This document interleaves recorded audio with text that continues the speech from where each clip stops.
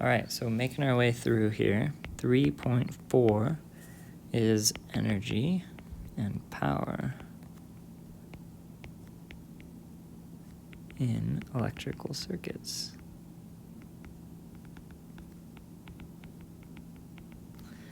Okay, so as a charge passes through any circuit element, whether it be a resistor, a battery, anything else, the electric field does work on that charge.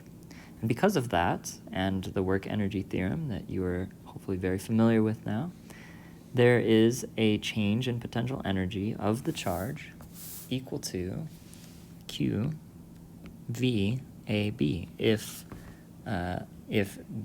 AB is the potential difference between point A and point B. So let's say we have some material here. And there's a point A here that we're connected to. I'll just do point A and some point B, and this is just like any arbitrary circuit element, doesn't matter at all. And these points connect to the wire that goes and connects to the rest of the circuit, right? So this is just some circuit element. Well, there's a potential at point A and a potential at point B. And there's some current I flowing through it in that direction. And in fact, if I'm using red to denote voltage, I'll just stick with that for potential. All right, so if we're talking about a positive charge, right, if we take the example of a charge that has work done on it because of the electric field, and it's going from high potential to low potential, if we're talking about a positive charge, and VAB,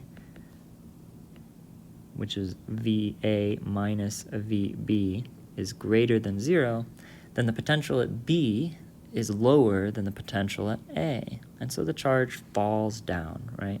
So you can consider a charge starting at a higher potential, VA, falling down to a lower potential, VB, as it goes through this circuit element.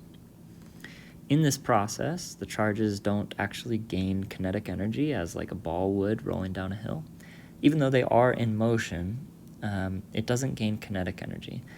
And this is because the current out of the circuit element must match the current into it. And so if they were speeding up or slowing down as they went through circuit elements, then you would have this like jumbled compression of charge.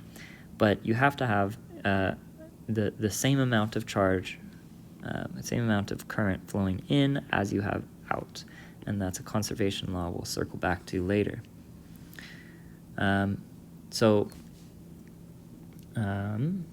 see. In the case that the charge is dropping from higher potential to lower potential, the loss in potential energy must go somewhere, right? I said that it didn't go to kinetic energy, but if it's no longer contained in the form of potential energy of that particular charge, where did it go? And in fact, it's transferred to the circuit element itself.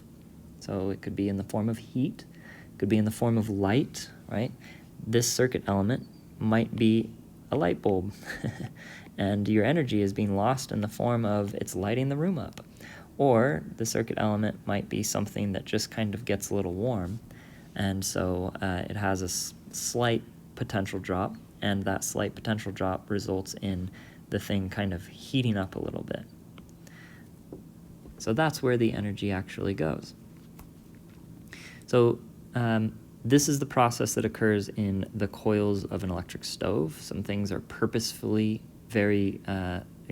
get very warm, right? So if you turn on your electric stove, you're running current through it, and that coil is an electric circuit element. It's a particular type of metal that has a lot of resistance per unit length, and so because of that, it heats up because it's taking a lot of energy and converting it into heat, right? And so electric energy is converted into thermal energy to heat your food.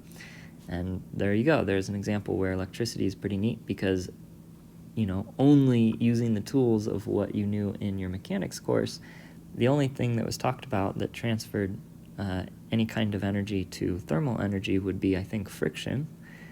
And turning on an electric stove sure beats rubbing your food along a surface to generate enough heat from friction. So, of course, you might think, well, there's fire and stuff, but towards the end of class, we'll talk about how light is actually electromagnetic in origin as well.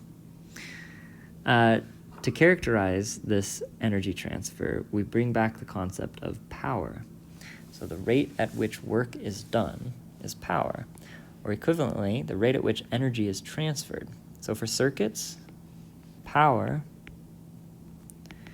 is equal to P, right, capital P, VAB times I, or more often seen, I squared times R. So the current squared times the resistance of a circuit is the power that is delivered.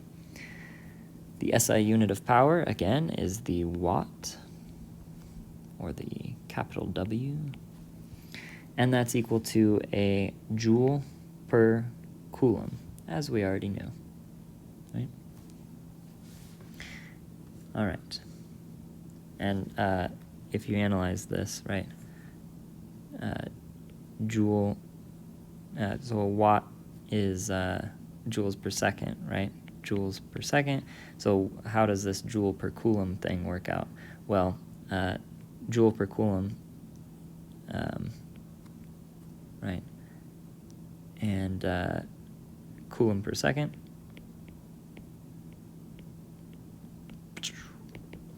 right, joule per second, which is a watt.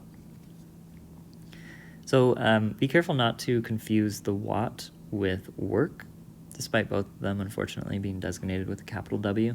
Usually it's pretty clear from context.